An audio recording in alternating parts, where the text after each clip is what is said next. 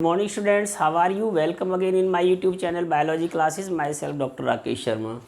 तो स्टूडेंट्स, आज मैं आपके लिए जो वीडियो लेके आया हूँ उसका जो टॉपिक है वो है species specificity in fertilisation, sex of the baby और क्लीवेज। तो जैसे स्टूडेंट्स हमने पीछे जो अपनी वीडियो आपको दिखाई थी, तो जो हमने वीडियो डाली थी उसमें जो हमारा जो टॉपिक था पिछली वीडियो का वो था फर्टिलाइजेशन इन ह्यूमन फीमेल्स। तो जो हम फर्टिलाइजेशन के बाद के जो इवेंट्स पढ़ते हैं तो उनमें सबसे पहले यानी कि क्या क्या चेंजेस हम देखते हैं आफ्टर फर्टिलाइजेशन, वो आज हम डिस्कस करेंगे स्टूडेंट्स। तो जैसे हमने लिखे हैं, क्योंकि हम थोड़ा थोड़ा करके आपको वीडियो के माध्यम से समझा रहे हैं, तो आज जो हमारी इस वीडियो का जो मेन टॉपिक्स हैं स्टूडेंट्स वो ये हैं। जैसे स्पीसीज स्पेसिफिसिटी इन फर्टिलाइजेशन। आपने कई बार देखा होगा स्टूडेंट्स कि जब भी कोई दो मेल गैमीट्स और फीमेल गैमीट्स फ्यूज करते हैं, जब भी यानी कि गैमीट का फ्यूजन होता है, तो क्या हम किसी भी जो गैमीट्स हैं यानी कि उनका फ्यूजन करा सकते हैं? अगर मान लो जैसे फॉर एग्जांपल जो पानी है यानी कि वाटर के अंदर, किसी पॉन्ड के अंदर अगर मान लेते हैं सपोज फिश के मेल गैमीट हों और जो फ्रॉग है उसका फीमेल गैमीट हो, तो क्या ये आपस में फर्टिलाइज कर सकते हैं? नहीं कर सकते। क्यों नहीं कर सकते? क्योंकि दो अलग अलग स्पीसीज के ये गैमीट हैं और दो अलग अलग यानी कि जो जातियों के या स्पीसीज के गैमीट्स होते हैं दे कैन नॉट फर्टिलाइज, क्योंकि उनमें फर्टिलाइजेशन नहीं होता।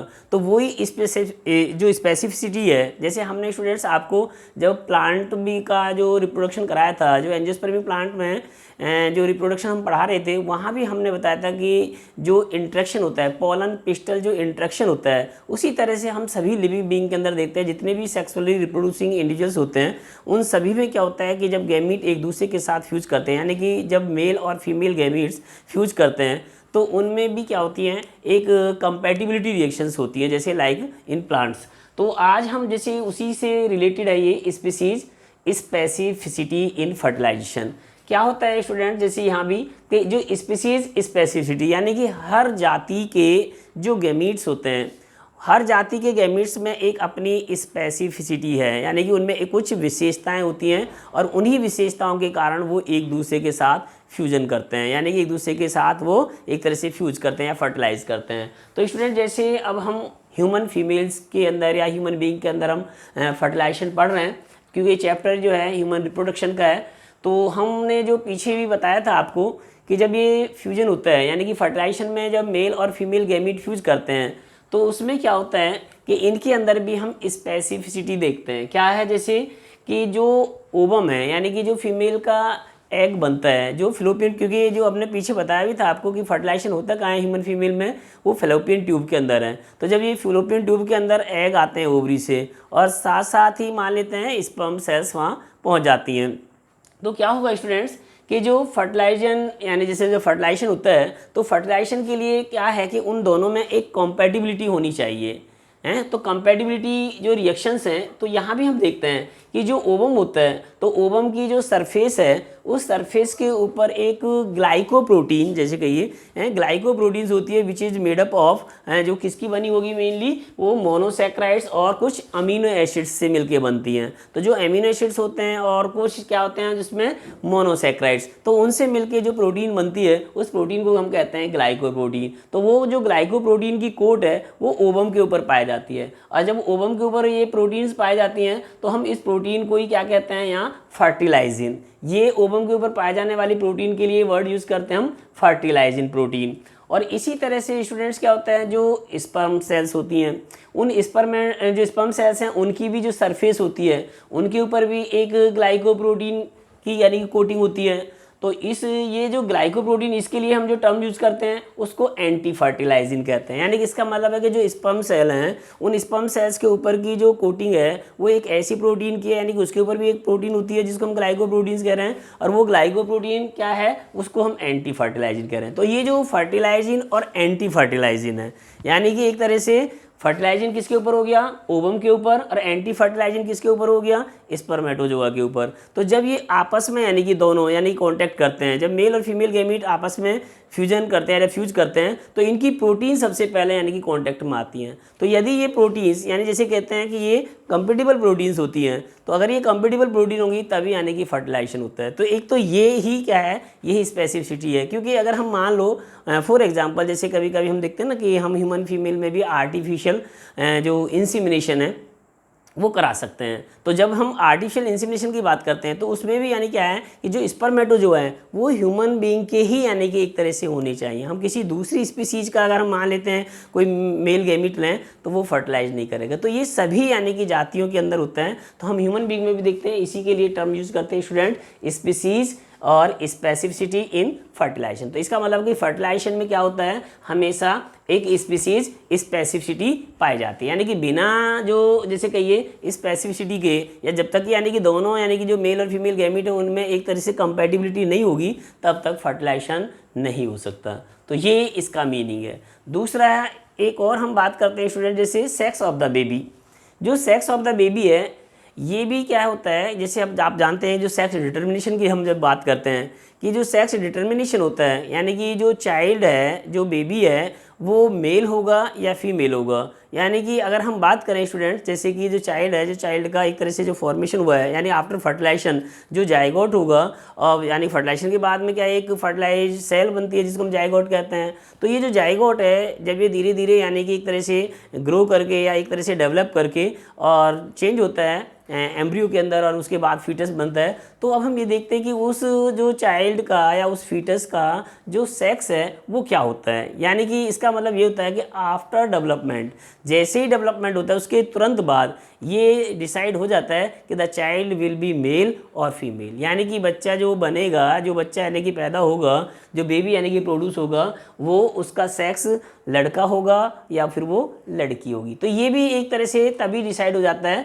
जब वो फर्टिलाइज करते हैं। अब जैसे कैसे हम पता चलता है कि भाई वो बच्चा मेल है या फिर फीमेल है, तो स्टूडेंट जैसे आप जानते भी हैं, आपने थोड़ा पढ़ा भी होगा पिछली क्लासेस में, और नहीं तो आपका जो नेक्स्ट आगे जैसे हम जेनेटिक्स वगैरह जब कराएंगे तो उसमें भी है ये। और यहाँ भी थोड़ा सा मैं बता देता हूँ कि जो हमारे अंदर, जैसे थोड़ा सा मैं शॉर्ट में बताऊँगा आपको कि जो ह्यूमन बीइंग हैं, इस ह्यूमंस के अंदर क्या होते हैं, जो क्रोमोसोम के नंबर है स्टूडेंट, तो इन क्रोमोसोम्स का जो नंबर होता है आप जानते हैं जैसे 46 हैं नंबर में, यानी कि ये कहिए 23 पेयर, ये 23 पेयर्स में पाए जाते हैं। अब इन 23 पेयर्स में भी स्टूडेंट्स क्या होता है कि जैसे जो 22 पेयर हैं, 22 पेयर ये कॉमन होते हैं, यानी कि एक तरह से कॉमन से मतलब दोनों में सेम होते हैं, मेल में भी और फीमेल में भी। इनको हम कहते हैं ऑटोसोम। ये तो होते हैं हमारे अंदर ऑटोसोम्स। और एक पेयर यानी कि 1 पेयर जो होते हैं मेल और फीमेल के अंदर, 1 पेयर में क्या होते हैं, वो होते हैं सेक्स क्रोमोसोम। तो जो सेक्स क्रोमोसोम्स हैं, अब वो कौन से होते हैं क्रोमोसोम सेक्स क्रोमोसोम में, वो तो होते हैं जैसे मेल के अंदर होते हैं XY और फीमेल में होते हैं XX, ये सेक्स क्रोमोसोम्स आते हैं। और बाकी के यानी कि जो 22 यानी कि 22 पेयर होते हैं ये ऑटोसोम है। तो अगर हम एक डिप्लॉयड यानी जैसे कहिए एक मेल या फीमेल की बात करें तो एक मेल में क्या होगा स्टूडेंट, जैसे उसका जो जीनोटाइप होगा वो 22 यानी कि 22, और 22 को अगर हम जैसे पेयर में हैं 22 पेयर प्लस यानी कि X और X या 22 और प्लस X और Y, यानी या ऐसे भी कह सकते हैं अगर हम 2n की बात करते हैं डिप्लॉयड की, तो जैसे टोटल कितना बन गया 22 का पेयर है तो 44 भी कर सकते हो स्टूडेंट। जैसे 44, इसको आप ऐसे भी लिख सकते हैं 44 और 44, यानी कि 44 प्लस XX ये होगी फीमेल, और यदि हम ऐसे देखें कि 44 प्लस XY ये होगा मेल। लेकिन जब ये गैमीट बनाएंगे अब, तो जब ये गैमीट बनाते हैं तो स्टूडेंट क्या होगा कि 44 का अगर हम जैसे हाफ करते हैं, क्योंकि आप जानते हैं कि गैमीट जो है एक हैप्लॉइड सेल होती है, तो इसका क्या बनेगा कि 22 यानी कि 22 प्लस यानी कि X और 22 प्लस X, यानी कि इस तरह के ये गैमीट बनते हैं। यानी कि 2 टाइप के गैमीट बनेंगे जैसे ये, तो दोनों सेम टाइप के बनते हैं 22 प्लस X वाले, और इसमें भी 22 प्लस X वाले।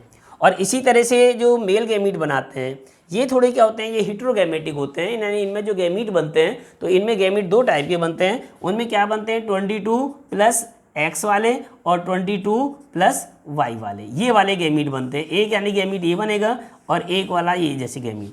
अब ये मान लेते हैं फीमेल गैमीट है स्टूडेंट्स, और ये कौन से हैं, ये मेल गैमीट है। अब मान लेते हैं जैसे हम बात कर रहे थे फर्टिलाइजेशन की, तो at the time of fertilisation suppose मान लेते हैं जो मेल का ये वाला गैमीट, कौन सा गैमीट, जिसके अंदर 22 प्लस एक्स वाला है, 22 प्लस एक्स वाला, यानी कि जो क्रोमोसोम, एक एक्स क्रोमोसोम है। तो अगर ये फीमेल, क्योंकि फीमेल होमोगैमेटिक है, उनके तो दोनों एक जैसे हैं, एक्स एक्स वाले हैं, तो अगर बाई चांस ये इसके साथ फ्यूज करता है तो क्या बनता है, 22 वही 44 प्लस क्या हो जाएगा, एक्स और एक्स, यानी कि फीमेल होगी। और यदि ये वाला गैमीट इसके साथ फ्यूज करता है तो 22 कितना हो जाएगा, 44 प्लस एक्स और वाई, यानी कि मेल होगा। यानी कि इसका मतलब ये हो गया कि at the time of fertilisation it will decided, यानी कि यही उसी समय डिसाइडेड हो जाता है कि जो बेबी है या जो चाइल्ड है इट विल बी मेल और फीमेल, कि ये मेल होगा या फिर फीमेल होता है। तो ये भी हम तभी, यानी कि जैसे कभी कभी ये भी एक सोसाइटी के अंदर भ्रांति होती है कि भी फर्टिलाइजेशन के बाद बहुत सारे, जैसे कभी कभी ऐसा देखा जाता है सोसाइटी में कि कुछ फीमेल्स ऐसी होती हैं जिनमें मान लीजिए लड़के नहीं होते, या उनको है लड़का नहीं हो रहा, लड़के ही लड़कियां होती हैं, तो वो बहुत ज़्यादा यानी कि ऐसे दूसरों के चक्कर में फंस जाती हैं, क्योंकि बहुत सारी जैसे रूढ़िवादिता है या एक तरह से अंधविश्वास है, और वो चले जाते हैं किसी के पास और वो डॉक्टर कहते थे या बहका देते हैं उनको कि भाई आपको सर्दियाँ ही लड़का होगा, आप जो है ना इस तरह की दवाइयाँ। तो इसका मेरा मतलब है कि बताने का स्टूडेंट्स कि जब भी यानी किसी फीमेल के अंदर जब फर्टिलाइजेशन हो जाता है तो फर्टिलाइजेशन के बाद कभी भी हम सेक्स को नहीं यानी कि चेंज कर सकते। फर्टिलाइजेशन के जैसे कहिए कि बाद जैसे ही फर्टिलाइजेशन हो जाता है तभी ये डिसाइड हो जाता है कि the child will be male और फीमेल, क्योंकि उसमें जो क्रोमोसोम के नंबर होते हैं, जो यानी कि जैसे मेल के अंदर जो वाई क्रोमोसोम है, ये वाई क्रोमोसोम ही डिसाइड कर देता है जिसके साथ भी जाएगा।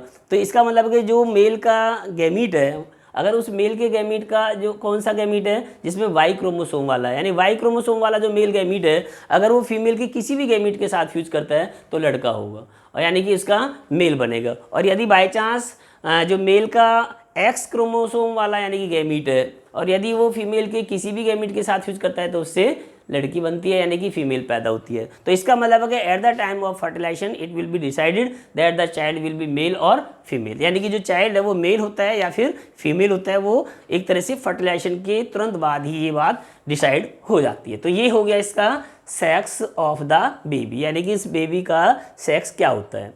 चलिए अब उसके बाद हम बात करते हैं स्टूडेंट, जैसे अब क्या होता है, मान लेते हैं फर्टिलाइजेशन हो गया, और फर्टिलाइजेशन जैसे मैंने बताया था कहाँ होता है, एम्पुलर रीजन में होता है, फ्लोपियन ट्यूब के फीमेल में, और वहीं पर यानी कि फर्टिलाइजेशन के लगभग 30 मिनट्स के बाद, यानी कि आफ्टर 30 मिनट्स फर्स्ट, यानी जैसे कहते हैं एक डिवीजन होती है जिसको हम क्लीवेज कहते हैं। अब क्लीवेज क्या होता है, बहुत इंपॉर्टेंट, यानी कि जैसे इसमें क्वेश्चंस आते हैं कभी कभी जैसे 1 मार्क्स के, या जैसे कभी कभी उसमें भी आ जाता है, 2 नंबर में भी आ जाता है आपके बोर्ड वाले एग्जाम में।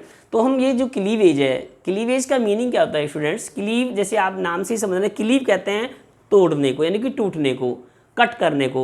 जब यानी कि जो फर्टिलाइज सेल, अब आप जानते ही हैं कि जो फर्टिलाइज सेल है जैसे ही फर्टिलाइजेशन हो जाता है तो इसका मतलब जो फीमेल है अब वो एक तरह से कैसी होगी, वो प्रेग्नेंट, यानी कि एक तरह से प्रेगनेंसी एडॉप्ट कर लिया उन्होंने, प्रेगनेंसी एक तरह से एक्वायर कर ली। तो जो प्रेगनेंसी का मतलब होता है कि आफ्टर फर्टिलाइजेशन जो एक फर्टिलाइज सेल होती है उसको हम क्या कहते हैं, जाइगोट कहते हैं। हालांकि जाइगोट का जो साइज़ है वो थोड़ा जो हमारी बॉडी की सेल्स होती हैं या जो बॉडी की नॉर्मल सेल्स हैं उनसे थोड़ा इसका साइज बड़ा होता है, लार्जर होता है। तो क्लीवेज में क्या होता है कि क्लीवेज में जैसे ही फर्टिलाइजेशन होता है उसके लगभग 30 मिनट्स बाद, 30 मिनट के बाद क्या होती है, फर्स्ट डिवीजन होती है। और जो पहली डिवीजन होती है, यानी कि डिवीजन से मतलब है वही माइटोटिक डिवीजन होती है, क्योंकि सेल जो है माइटोटिकली वो डिवाइड करती है। तो लेकिन माइटोसिस में और थोड़ा क्लीवेज में भी डिफरेंस है स्टूडेंट्स। क्लीवेज में और माइटोसिस में क्या डिफरेंस होता है, जैसे आपने पढ़ा भी होगा सेल डिवीजन में, तो माइटोसिस में तो जो सेल जब क्लीव करती है या माइटोसिस में जब कोई सेल डिवाइड करती है, जो भी सोमेटिक सेल्स होती हैं, तो उनमें क्या होता है कि दे विल सेग्रीगेट, वो एक तरह से अलग हटेंगी, यानी कि सेपरेट हो जाती हैं। लेकिन इसमें क्या होता है कि जो क्लीवेज होती है तो उसका जो यानी कि एक तरह से डिवीजन होती है वो इस तरह से होती है कि वो सेल्स अलग अलग नहीं हटती, ठीक है, वो उसी में लगी रहती हैं। और वो एक तरह से जो उसका साइटोप्लाज्म यानी कि जैसे साइटोप्लाज्म और न्यूक्लियर रेशियो है, साइटोप्लाज्मिक या न्यूक्लियर रेशियो होती है वो धीरे धीरे रिड्यूस होती चली जाती है, यानी एक तरह से जो साइटोप्लाज्म है वो थोड़ा यानी जैसे डिवाइड होता रहता है। और इतनी क्विक यानी कि रिएक्शन होती है ये, जैसे कि ये इतनी क्विक डिवीजन होती है, ये इतनी फास्ट डिवीजन होती है, ये जो क्लीवेज है ये माइटोसिस से बहुत तेज़ी से होती हैं। माइटोसिस में तो जैसे मान लेते हैं जैसे इंटरफेज है, तो जो इंटरफेज होगी तो इंटरफेज की सभी स्टेजेस पाई जाती हैं। जैसे मान लो आपने पढ़ा होगा इंटरफेज में कौन कौन सी फेजेज होती हैं। इंटरफेज में सबसे पहले जैसे G1 फेज, फिर S फेज, फिर G2 फेज, तो इस तरह से फेज होती हैं। इसमें क्या होता है कि जो G1 और G2 फेजेज होती हैं उनका एक तरह से वो स्किप कर जाती हैं। हालांकि जो सिंथेटिक फेज है वो सिंथेटिक फेज होती है, क्योंकि जो DNA है वो रेप्लिकेट करेगा और वो इतना फास्टली यानी कि जैसे रेप्लिकेट करता है, बहुत तेज़ी से यानी कि वो रेप्लिकेट करता है। तो ये जो डिवीजन है क्लीवेज, ये बिल्कुल लाइक ये जैसे कहते हैं माइटोटिक ही होती है, लेकिन थोड़ा सा यानी कि स्लाइटली इनमें डिफरेंस होता है। दूसरी बात एक और देते हैं, जैसे ना अलग अलग इंडिविजुअल्स में जो क्लीवेज का पैटर्न है स्टूडेंट्स, वो भी अलग अलग होता है। तो उसमें अगर हम मान लो किसी में देखते हैं जैसे क्लीवेज कैसे होते हैं, किसी में अलग अलग टाइप होते हैं। तो क्लीवेज हम अगर हम ह्यूमन बीइंग की बात करें तो ह्यूमन बीइंग में जो क्लीवेज होता है वो होलोब्लास्टिक है। और स्टूडेंट क्या होते हैं, होलोब्लास्टिक क्लीवेज भी दो टाइप के होते हैं, या इसको हम मेरिडोनियल क्लीवेज भी कहते हैं। मेरिडियोनल जो क्लीवेज है या होलोब्लास्टिक जो क्लीवेज होता है स्टूडेंट्स, ये दो टाइप का होता है। दो टाइप से मतलब क्या है कि इसमें जो सेल बनती है यानी कि जो क्लीव करके जो भी ब्लास्टोमियर बनते हैं उनका हम साइज़ देखते हैं। वो साइज़ अगर बराबर साइज़ के हैं दोनों, यानी जो सेल बनती है जो डॉटर सेल हैं या जिसको कहते हैं हम ब्लास्टोमियर्स हैं, वो ब्लास्टोमियर्स इक्वल हैं साइज़ में या वो अलग अलग साइज़ के यानी अनइक्वल हैं। तो इसीलिए हम जो होलोब्लास्टिक क्लीवेज होता है उसमें जो ब्लास्टोमियर्स हैं उनके साइज़ के आधार पर इसको दो तरह से क्लासीफाइड करते हैं, एक अनइक्वल यानी होलोब्लास्टिक अनइक्वल और एक होलोब्लास्टिक इक्वल। तो अगर हम ह्यूमन बीइंग की बात करें स्टूडेंट, तो ह्यूमन बीइंग में क्या होगा कि ह्यूमन बीइंग में जो क्लीवेज यानी कि फ्यूरो होती है या जो क्लीवेज का कट होता है वो एक तरह से अनइक्वली डिवाइड करता है। यानी जो ब्लास्टोमियर बनते हैं वो इक्वल साइज के नहीं बनते, बल्कि उसमें एक ब्लास्टोमियर का साइज बड़ा होता है और एक ब्लास्टोमियर का साइज छोटा होता है। इसलिए जो होलोब्लास्टिक यानी जैसे कि ये क्लीवेज है ह्यूमन के अंदर, वो कैसा है ह्यूमन फीमेल में, वो है अनइक्वल। दूसरा एक हम जैसे पहले भी बताया था जो यानी कि एग है, यानी कि फर्टिलाइजेशन जब हो जाता है तो फर्टिलाइजेशन पे भी अगर हम बात करें, जैसे ये जाइगोट हमने स्टूडेंट्स बताया, ये फिगर नंबर 1 है। तो इसमें अगर आप देख रहे हैं ये जाइगोट है, इसके चारों तरफ यानी कि ये आप देख रहे हैं जो एक लेयर है जिसको हम जोना पैलिस्यूडा कह रहे हैं। और जोना पैलिस्यूडा के बिल्कुल यानी कि इसमें भी पोलरिटी होती है, और पोलरिटी से मतलब होता है जैसे ह्यूमन का जो एग है वो एलेसिथल है एक तरह से। एलेसिथल से मतलब होता है कि उसमें जो योग की मात्रा है वो एक तरह से निजिबल है, ना के बराबर होती ही नहीं, यानी कि एक तरह से विदाउट यानी कि योग होते हैं। तो ये एक तरह से एलेसिथल यानी कि एग होते हैं। बहुत अलग अलग टाइप के भी एग पढ़ोगे आप कि जैसे अलग अलग एनिमल्स में किसी में माइक्रोलेसिथल एग होते हैं, किसी में मैक्रोलेसिथल एग होते हैं। तो यानी कि जिसमें योग की जो मात्रा है वो कितनी है। तो जैसे मान लीजिए अगर आप रेप्टाइल्स या बर्ड्स की बात करते हैं तो उनमें योग की मात्रा ज़्यादा होती है, तो उनको मैक्रोलेसिथल हम एग कहते हैं। तो ह्यूमन यानी कि जो एग है तो एक तरह से वो कैसा है, वो एलेसिथल है यानी कि विदाउट योग होता है, और इसमें पोलरिटी भी होती है। तो पोलरिटी से मतलब होता है कि उसमें पोल पाए जाते हैं, जिधर से यानी कि जो पोलर बॉडी जैसे प्रोट्रूड्यूस करती हैं, जब यानी कि पोलर बॉडी बनती है। जैसे अभी हमने बताया था कि जैसे ही स्पर्मेटोजोआ या कोई भी यानी स्पर्म सेल्स कॉन्टैक्ट में आती है किसी जो सेकेंडरी ओसाइट है, तो तुरंत ही उसमें जो है अगले की जो प्रोसेस है, आगे की जो यानी कि प्रोसेस होती हैं तो वो स्टार्ट हो जाती हैं स्टूडेंट्स। तो उसमें क्या होगा, पोलर बॉडी, तो जहाँ से यानी कि पोलर बॉडी प्रोड्यूस करेंगी, जिस साइड से निकलती हैं वो उसका एनिमल पोल, और जो उसका अपोजिट यानी कि एंड होता है उसको कहते हैं वेजिटल। तो जैसे हमने इधर दिखा रखे हैं ये पोलर बॉडी, तो इसका मतलब है ये एनिमल पोल है और इसका ये वेजिटल पोल है, और ये न्यूक्लियस हो गया और ये इसका साइटोप्लाज्म है। तो ये हमारा एक फर्टिलाइज यानी कि सेल जिसको हम जाइगोट कह रहे हैं। अब जाइगोट में जैसे ही फर्स्ट डिवीजन होगी तो ये फर्स्ट डिवीजन कौन सी है, मेरिडियोनल या होलोब्लास्टिक अनइक्वल। इससे क्या होगा, अब तुरंत यानी कि जैसे एक लीव करके दो अनइक्वल ब्लास्टोमियर बनाती है। तो इसलिए दो ब्लास्टोमियर बन गए, एक बड़ा होता है और एक छोटा है, थोड़ा स्मॉलर इन साइज है, और इसको हम 2 सेल स्टेज का एक तरह से क्या कह सकते हैं, ये 2 सेल यानी स्टेज का एक जाइगोट बन गया। फर्टिलाइज जो है जैसे आ गया क्लीवेज करके। तो उसके बाद ये पहली जो हमने बताई जैसे क्लीवेज डिवीजन कितने टाइम बाद होती है, आफ्टर फर्टिलाइजेशन के 30 मिनट्स बाद। तो दूसरी अब second cleavage division. Second cleavage division में क्या होगा स्टूडेंट्स, जो 2 सेल यानी 2 ब्लास्टोमियर्स बनते हैं। अब ये यानी जो ब्लास्टोमियर्स बनेंगे, अब इनमें फिर इसका जो क्या होगा, एक फिर डिवीजन होती है और वो इसके एंटी होगी। तो जब इसके एंटी होगी तो इससे क्या बनेंगे, 4 ब्लास्टोमियर्स बनते हैं। तो वो 4 ब्लास्टोमियर कैसे बनते हैं, तो पहले सबसे पहले जो लार्जर वाला ब्लास्टोमियर है उसमें यानी कि क्लीवेज की जो फ्यूरो है यानी कि कट है वो स्टार्ट होगा। इसलिए ये बहुत जल्दी यानी कि जैसे कहते हैं तेज़ी से यानी कि इसमें डिवीजन हो जाती है, जो लार्जर वाला होता है, और जो स्मॉलर वाला होता है उसमें थोड़ा स्लोली होती है। इसलिए एक इसमें ट्रांजिशनल स्टेज भी आ जाती है, यानी कि पहले 3 सेल बन जाती हैं और 3 सेल के बाद में क्या होगा, फिर वो चौथी सेल बनती है। इसलिए क्या हो गई, अब ये 4 सेल स्टेज में आ गया। यानी कि एक तरह से 60 मिनट्स के बाद, यानी कि आफ्टर फर्टिलाइजेशन, जो फर्टिलाइजेशन के 60 मिनट के बाद ये सेकंड क्लीवेज होगी। और सेकंड क्लीवेज में कितना यानी कि ब्लास्टोमियर्स बन गए, ये 4 ब्लास्टोमियर्स बन गए। अब उसी तरह से फिर यानी कि थर्ड क्लीवेज डिवीजन होगी, और थर्ड क्लीवेज डिवीजन में भी क्या होगा, अब इसकी जो 4 सेल्स बनती हैं इनका फिर डबलिंग होगी, यानी कितनी बन जाती हैं, ये 8 सेल स्टेज आ जाती है। और 8 सेल स्टेज जब बनती है तो ये 8 सेल स्टेज में अभी भी यानी कि जो ये जाइगोट है इसका साइज पे कोई इफेक्ट नहीं हो रहा है, साइज वही है सेम, बस केवल जो इसके अंदर ब्लास्टोमियर्स हमने बताए थे, जैसे 2 ब्लास्टोमियर थे फिर 4 हो गए, तो इनके साइज धीरे धीरे छोटे होते रहेंगे, क्योंकि जो साइटोप्लाज्मिक रेशियो है वो धीरे धीरे रिड्यूस होती रहेगी। और अल्टीमेटली इनका जो न्यूक्लियर या साइटोप्लाज्मिक रेशियो है वो जैसे जैसे नंबर यानी इंक्रीज होता रहेगा ब्लास्टोमियर्स का, तो इनका साइज छोटा होता रहेगा यानी रिड्यूस होता रहेगा। तो अब ये क्या बन जाएंगे, 4 सेल के बाद में ये अब अगली नेक्स्ट स्टेज आ जाती है, जैसे ये 8 सेल स्टेज आ गई। ये 8 सेल स्टेज है, और जैसे ये 8 सेल स्टेज आती है तो इसमें यानी कि 4 ऊपर हो गए और 4 इसके नीचे आ गए। उसके बाद में अब धीरे धीरे यानी कि फिर 72 आवर्स बाद, यानी कि जैसे हमने बताया था कि पहली 30 मिनट्स के बाद अगली नेक्स्ट सेकेंड डिवीजन हो गई कितना, यानी 60 यानी कि मिनट्स के बाद, और थर्ड जो क्लीवेज है वो होती है 72 आवर्स के बाद। तो जब ये यानी कि 8 सेल स्टेज आ जाती है उसके बाद फिर ये सक्सेसिवली ऐसे डिवाइड करती रहेंगी और क्या बन जाती हैं, 16 सेल स्टेज बन जाएगी नेक्स्ट डिवीजन पे। तो लेकिन स्टूडेंट जब ये 8 सेल स्टेज में होती है, एक और ख़ास बात देखते हैं हम, ह्यूमन का जो एक ये क्लीवेज है, इस क्लीवेज में 2 चीज़ें एक और होती हैं, इसको हम एक रेडियल और इनडिटर्मिनेट, ये भी हम देखते हैं ह्यूमन क्लीवेज में रेडियल और इनडिटर्मिनेट। तो रेडियल क्लीवेज में क्या होता है, इसकी क्या करैक्टरिस्टिक्स होती हैं कि जो जैसे अभी मैंने बताया, जब ये 8 सेल स्टेज में यानी कि ब्लास्टो एक तरह से जो ब्लास्टोसिस्ट है, तो उस ब्लास्टोसिस्ट में जो 8 सेल स्टेज होती हैं, और 8 सेल स्टेज में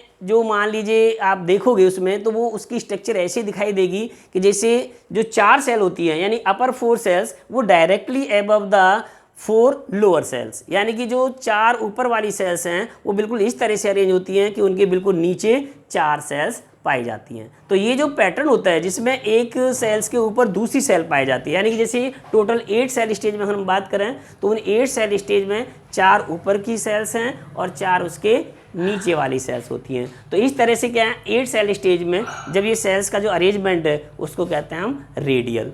और तीसरा इसके अलावा जो हम इनडिटर्मिनेट क्लीवेज की बात करते हैं, तो इनडिटर्मिनेट क्लीवेज किसे कहते हैं स्टूडेंट्स, कि ह्यूमन बीइंग के अंदर एक ये भी करैक्टरिस्टिक्स है कि जो ब्लास्टोमियर्स ये बन रहे हैं, जैसे मान लो जो अर्ली स्टेज के जो ब्लास्टोमियर्स होते हैं, चाहे वो 2 सेल स्टेज में हो या 4 सेल स्टेज में हो या 8 सेल स्टेज में हो, सभी ब्लास्टोमियर्स के अंदर क्या होता है, जो अर्ली ब्लास्टोमियर्स होते हैं, तो each blastomere form by the early यानी cleavage have the capacity to develop into a complete embryo. हर एक यानी कि ब्लास्टोमियर के अंदर ये कैपेसिटी यानी कि होती है, या उनके अंदर ये कैपेसिटी पाई जाती है कि they can change into a complete embryo, यानी कि वो एक तरह से पूरा का पूरा एक एम्ब्रियो बना सकते हैं। तो बाई चांस जैसे कभी कभी आपने देखा भी होगा कि कुछ फीमेल्स में एक से ज़्यादा बच्चे पैदा हो जाते हैं सेम टाइम, यानी जिनको हम ट्विंस कहते हैं। तो जो ट्विंस होते हैं they are mainly 2 type, 2 type के होते हैं वैसे 2 ट्विंस भी। एक ट्विंस होते हैं आइडेंटिकल और एक होते हैं या फ्रेटर्नल, या जिसको कहते हैं नॉन आइडेंटिकल। तो जो आइडेंटिकल ट्विंस होते हैं तो वो स्टूडेंट्स कैसे बनते हैं, आइडेंटिकल ट्विंस बनने का कॉन्सेप्ट यही है कि कभी कभी क्या होता है कि जैसे कुछ फीमेल्स में जब ये क्लीवेज होती है, तो क्लीवेज में जैसे अभी मैंने पहले ही बताया था स्टार्टिंग में कि क्लीवेज में जो क्लीव्ड सेल्स होती हैं, यानी कि जो सेल्स अलग हट के बनती हैं, वो सेल्स सेपरेट नहीं करती, वो बल्कि एक दूसरे के साथ जैसे चिपकी रहती है। जैसे अभी आपको मैंने बताया था 2 सेल स्टेज आएगी तो दोनों ब्लास्टोमियर एक दूसरे के साथ एडियर हैं, चिपके होते हैं। इसी तरह से जब 4 सेल स्टेज आएगी तो भी वो आपस में एडियर करके रखते हैं, यानी कि इनके नंबर बढ़ते रहेंगे लेकिन सेल्स एक दूसरे के साथ एडियर होती हैं, ये चिपकी रहती हैं। और इसके जो चिपकने का कारण भी हम देखते हैं। जैसे कुछ प्रोटीन होती हैं स्टूडेंट्स, ऐसी कुछ प्रोटीन्स पाई जाती हैं जो इनको आपस में चिपका के रखती हैं, जिनको हम जैसे ना कहते हैं, जैसे जो कॉम्पैक्शन है, तो जो इनमें आपस में कॉम्पैक्शन किसके कारण आती है, एक प्रोटीन है उसका नाम है कोहेशन प्रोटीन। ये जो कोहेशन प्रोटीन है, ये कोहेशन प्रोटीन क्या काम करती है, ये सिक्रीट होती रहती है जैसे जैसे ब्लास्टोमियर बनते रहते हैं, और ये प्रोटीन सिक्रीट होती रहती है उन ब्लास्टोमियर से, जिनके कारण ये आपस में इन सभी ब्लास्टोमियर्स को एक तरह से चिपका के रखती है, यानी कि एडहियर करके रखती है।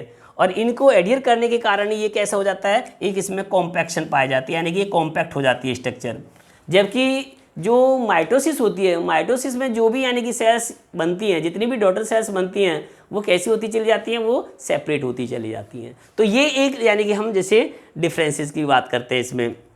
तो ये क्या हो गया, तो ये जो हम अब बात कर रहे थे जैसे कि उन फीमेल्स में कैसे ट्विंस बन जाते हैं, तो ये इसीलिए ट्विंस बन जाते हैं कि बाई चांस अगर स्टूडेंट्स ये 2 सेल स्टेज में मानो एक जैसे कहते हैं बीच का जो इनका पार्टीशन है, जब सेल्स अलग अलग हट जाएँ, यानी एक तरह से दोनों सेल अगर अलग हट जाएँ, तो दोनों जो ये ब्लास्टोमियर हैं वो क्या कर सकते हैं, क्योंकि उनके अंदर फुल पावर है, फुल पोटेंशियल है to change into a complete embryo, यानी इसका मतलब दोनों एम्ब्रियो बना सकते हैं। तो 2 बच्चे इनके एक साथ हो सकते हैं, ठीक है, अगर ये दोनों डेवलप कर जाएं। और बाई चांस ये कहीं किन्हीं कारण से थोड़ा बहुत जुड़े रह जाएं, तो कभी कभी आपने देखे भी होंगे कुछ बच्चे ऐसे होते हैं जो कहीं से चिपके रहते हैं, मान लो उनका कोई बैक टू बैक यानी कि रह गया, हेड टू हेड यानी चिपक गए, ठीक है, या बेली टू बेली यानी उनका एक तरह से एडियरेंट हो गया, तो वो हो सकता है कि कहीं कहीं से चिपके रह जाएं, लेकिन ये बिल्कुल सेपरेट हो जाते हैं एक दूसरे से, तो 2 यानी कि ट्विंस एक साथ पैदा हो सकते हैं। और यदि 4 सेल स्टेज में हो जाएँ तो हम 4 बच्चे भी देख सकते हैं, किसी फीमेल में 4 बच्चे भी बन सकते हैं, ठीक है। और कभी कभी हम इसी यानी कॉन्सेप्ट के आधार पे कई सारे बच्चे, कुछ अगर हम यानी कि फीमेल्स में चाहें तो हम आर्टिफिशियली भी अगर उन क्लीवेज को यानी कि उनके जो ब्लास्टोमियर्स हैं उनको अगर सेग्रीगेट कर दें, उनको सेपरेट कर दें, तो जितनी सेल स्टेज में आप उनको अलग अलग करोगे उतने ही यानी कि उनसे एम्ब्रियो डेवलप किए जा सकते हैं। तो ये एक तरह से क्या है, ये यानी कि हम ह्यूमन फीमेल्स में भी देखते हैं कि उनके जो यानी कि ब्लास्टोमियर्स होते हैं, तो उन ब्लास्टोमियर्स में क्या है, एक तरह से फुल पोटेंशियल होता है या उनके अंदर कैपेसिटी होती है to develop into a complete embryo. और दिस प्रॉपर्टी, यही जो हम यानी प्रॉपर्टी है, उसी प्रॉपर्टी के आधार पर इसको क्या कहते हैं, इनडिटर्मिनेट। इसीलिए क्लीवेज 2 टाइप का हो सकता है अलग अलग यानी कि एनिमल्स में। जैसे अब हमने ह्यूमन फीमेल की बात की, तो ह्यूमन फीमेल में इनडिटर्मिनेट टाइप का भी है क्लीवेज, जबकि कुछ जो बाकी के एनिमल्स होते हैं उनमें क्या होता है, जिसमें यानी कि इनमें फुल पोटेंशियल ना हो या एक तरह से ये पूरा कंप्लीट एम्ब्रियो ना बनाने की इनमें क्षमता हो या इनमें कैपेसिटी हो, तो हम उसको कहते हैं डिटर्मिनेट, क्योंकि उसमें निर्धारित होता है, उनमें एक तरह से निर्धारित है, इनमें कोई निर्धारण नहीं होता है, इस तरह से कोई डिटर्मिनेशन नहीं होता, कोई भी सेल्स यानी कंप्लीट एक तरह से एम्ब्रियो में कन्वर्ट हो सकती है। तो ये 2 और प्रॉपर्टी हैं ह्यूमन फीमेल के अंदर जो क्लीवेज की बात करते हैं, एक रेडियल और एक इनडिटर्मिनेट। तो इस तरह से अब ये क्या हो गया, 8 सेल स्टेज में यानी कि जो 8 सेल स्टेज है, जब यानी कि एक तरह से हम उसका जो यानी कि ब्लास्टोसिस्ट है, उस ब्लास्टोसिस्ट में 8 सेल में जो अरेंजमेंट होता है वो ऐसे होता है कि 4 ऊपर हैं और 4 उसके नीचे पाई जाती है, जिसको हम क्या कह रहे हैं, रेडियल। उसके बाद में फिर नेक्स्ट यानी इसी तरह से सक्सेसिवली यानी कि क्लीवेज होता रहता है। फिर 16 सेल स्टेज आ जाती है, यानी कि 8 से 16 बन जाती हैं। जब ये 16 सेल की स्टेज में आता है तो हम उस स्टेज में अब इसकी थोड़ी सी शेप में अब चेंजेस आना स्टार्ट हो जाता है। और जो यानी कि ये ब्लास्टोसिस्ट है, जैसे ये एक तरह से जो यानी कि फर्टिलाइज सेल है, वो फर्टिलाइज सेल्स अब कैसी हो जाती है, लाइक ए मलबरी शेप। तो इसकी जो शेप है यानी 16 सेल स्टेज में अब वो थोड़ा सा कैसे हो जाती है, मलबरी यानी कि शेप में ये कन्वर्ट हो जाता है। तो जब ये मलबरी शेप में आ जाते हैं तो हम इसको क्या कहते हैं, मोरूला कहते हैं। और जैसे ही यानी कि मोरूला बनेगा तो स्टूडेंट्स फिर आगे का और धीरे धीरे यानी कि मोरुलेशन के बाद ब्लास्टुलेशन आती है और फिर उसके बाद गैस्ट्रुलेशन आती है। तो जो आगे की स्टेजेज हैं वो हम आपको अपनी जो अगली वीडियो हम डालेंगे उस वीडियो में समझाएंगे। तो यानी कि हमने आज आपको केवल 16 सेल स्टेजेस का जो यानी कि क्लीवेज है वो आपको बताया है, क्योंकि हम ज़्यादातर मेरे जैसे यहाँ जो क्लीवेज की बात करते हैं, जो इसी के साथ जो हम यानी कि पढ़ते हैं वो 8 सेल के बाद 16 सेल स्टेज। उसके बाद जो हम पढ़ेंगे अब आगे जो हमारा जो वीडियो आएगी उसमें जैसे मोरुलेशन किसे कह रहे हैं, जैसे जब ये मलबरी शेप स्ट्रक्चर बन जाती है यानी कि मोरूला डेवलप हो जाता है, तो मोरूला के बनने को ही हम मॉरुलेशन कहते हैं। तो मॉरुलेशन से जो आगे है यानी कि जैसे ब्लास्टुलेशन और गैस्टुलेशन, वो आपको हम नेक्स्ट वीडियो में कराएंगे स्टूडेंट। तो ये आपको वीडियो हमारी अच्छी लगी होगी तो आप हमारे चैनल को सब्सक्राइब कीजिए और हमारी वीडियो को देखते रहिए। Thank you very much students.